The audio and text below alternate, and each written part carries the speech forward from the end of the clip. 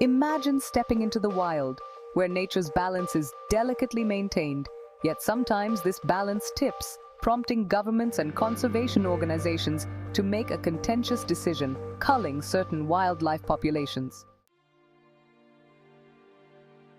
This practice, aimed at managing ecosystems or preventing the spread of diseases, often ignites fierce debates about ethics and ecological impacts. For instance, the culling of badgers in the UK to control bovine tuberculosis has sparked heated discussions. Proponents argue that it is a necessary measure to protect cattle and reduce economic losses for farmers. Data from the UK government indicates that over 30,000 cattle were slaughtered in 2020 due to bovine TB, highlighting the severity of the issue. However, opponents of culling highlight the ethical dilemma and question its effectiveness. Studies, including one published in the journal Nature, suggest that culling can disrupt social structures of species like badgers, potentially increasing the spread of the disease as surviving animals roam more widely.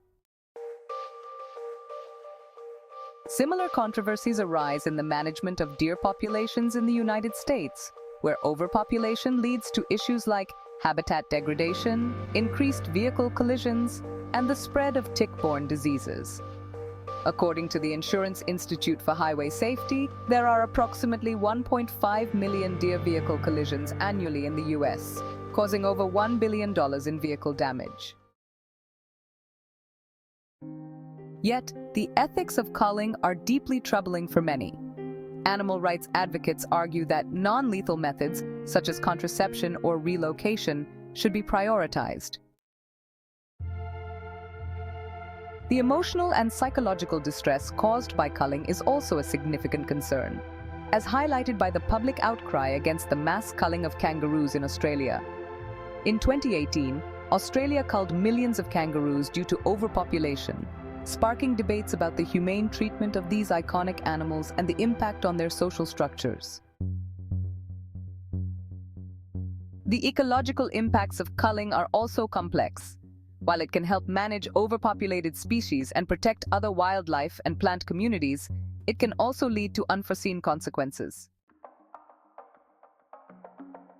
For example, the culling of feral cats on islands, intended to protect native bird species, has sometimes resulted in an increase in rodent populations, which can be equally destructive.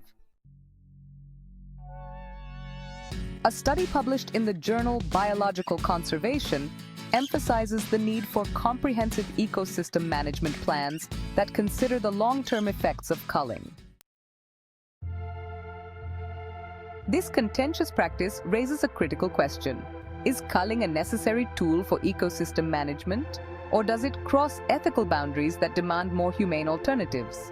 Join us as we delve into this controversial topic, exploring the complex interplay between conservation needs and ethical considerations, and challenge ourselves to find a balance that respects both ecological integrity and animal welfare.